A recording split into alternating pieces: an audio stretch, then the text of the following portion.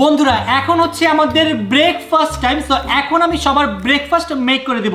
তো বলো তোমাদের মধ্যে ফার্স্টে কার ব্রেকফাস্ট বানিয়ে দেব? বলো বলো বলো।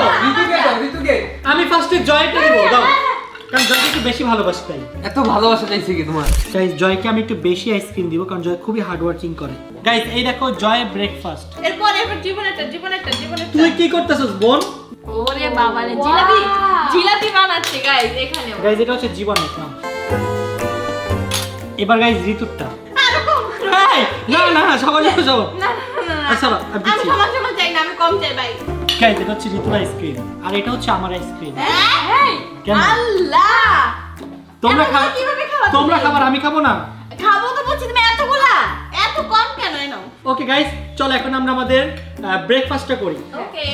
জীবনে প্রথম আইসক্রিম দিয়ে ব্রেকফাস্ট করছে, এটা খুব দারুণ হবে, অনেক মজা। গাইস জীবনেও ভাবিনি সকালে ব্রেকফাস্টের জায়গায় শুধু আইসক্রিম খেতে পারবো। গাইস এমনি আমি সকালে ব্রেকফাস্ট করি না, উপর দিয়ে আবার এই আইসক্রিম। আমি আর জীবনও কখনো ঘুম থেকে সকালে উঠতে চাই না। গাইস সকাল সকাল নাকি কি আবার আইসক্রিম খাই? আমার তো এখনই শরীরটা ঝাড়া মারতেছে। গাইস আমার কাছে তো বেশ ভালোই লাগছে। আমি এখন থেকে ভাবছি প্রতিদিন ব্রেকফাস্ট আমি আইসক্রিমই খাবো।